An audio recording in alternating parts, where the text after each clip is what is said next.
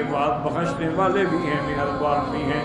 تو شرط یہ ہے کہ آدمی سچے دل سے توبہ کر لے، اللہ کی طرف رجوع کر لے تو اللہ تعالیٰ سارے گناہ معاف فرما دیتی ہیں۔ اور ہدایت جو ہے نا دراصل اللہ کے ہاتھ میں ہے۔ میں ایک دو دن قبل پڑھ رہا تھا کہ ملائیشیا میں ایک لڑکی نے لکھا کہ میں وہاں کے جو عیسائیوں کے بڑے بڑے پادری ہوتے ہیں نا ان کے گھرانے میں پیدا ہوئی، اور ہمارا گھرانہ جو ہے وہ عیسائیت کے اعتبار سے بڑا مذہبی سمجھا جاتا تھا،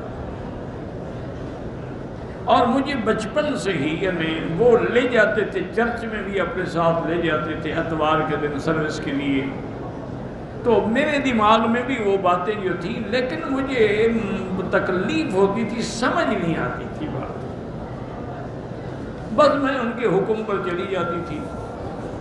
پھر میں نے سکول میں گئی، جب میں مدرسے میں گئی تو مدرسے میں ہر قسم کی لڑکیاں تھیں، یہودی بھی تھیں، نصرانی بھی تھیں، مسلمان بھی تھیں، ہم بھی ایک دوسرے کی سہیلیاں بن گئے۔ اور جب وہاں تعلیمات ہوتی تھی نا، مسلمانوں کے لیے تعلیمات اسلامیہ الگ تھیں، باقی مذہب کے لیے الگ تھی، تو ہماری ٹیچر جو آگے ہمیں تعلیمات دیتی تھی نا، مجھے اپیل بھی کرتی تھی اس کی بات، میرا دل کرتا تھا کہ میں مسلمان لڑکیوں کے ساتھ جا کے ان کی تعلیمات کو دیکھوں۔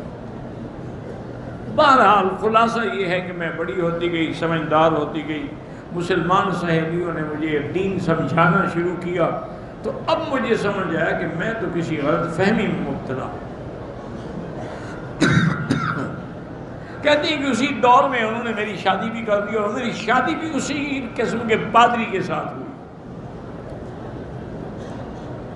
تو میری شادی پر تمام لڑکیاں آئیں، اور جو میری مسلمان سہیلیاں تھیں نا انہوں نے ایک باکس میں بند کی ہوئی چیز آ کے پیش کی کہ ہم نے تمہارے لیے شادی کا گفٹ ہے، لیکن اس کو تم تنہائی میں کھولنا اور تنہائی میں دیکھنا، کسی اور کو نہیں دینا۔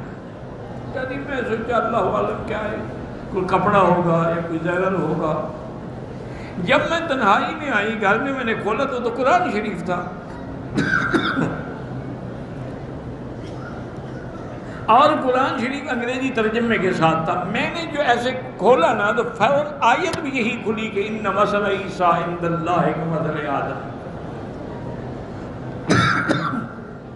خلقہ من تراب ثم قال له کن فیکون۔ فوراً میرے دماغ نے اپیل کی کہ یہ حق ہے۔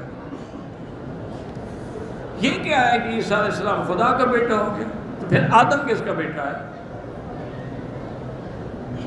تو یہ چیزیں تو مجھے جب فیملی والے گھر میں نہ ہوتے تو میں قرآن پڑھتی تھی، جتنا مجھے سمجھ آ سکتا تھا آتا رہا۔ آخر انجام یہ ہوا کہ میں نے اسلام قبول کر لیا اور پورا خاندان میرے خلاف کھڑا ہو۔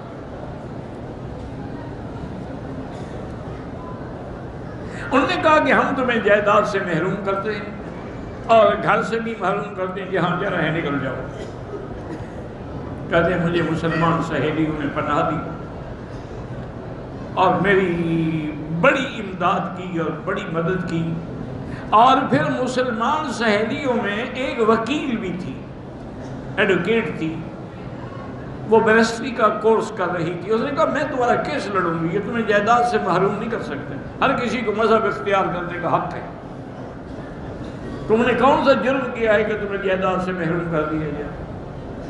تو اس طرح اللہ نے مجھے اسلام نصیب کیا، اور پھر ایک مسلمان عالم سے میری شادی ہو گئی، تو اللہ نے میری دین اور دنیا اور وہ فیصلہ بھی میرے حق میں ہو گیا۔ تو جب اللہ ہدایت دیتے ہیں نا جی، راستے خود بخود کھول دیتے ہیں، اور اگر گمراہی مقدر میں ہو تو پھر راستے خود بخود بند ہو جاتے ہیں، پھر کوئی بات سمجھ نہیں آتی۔ من مکہ حبیبی نور سطع المدینہ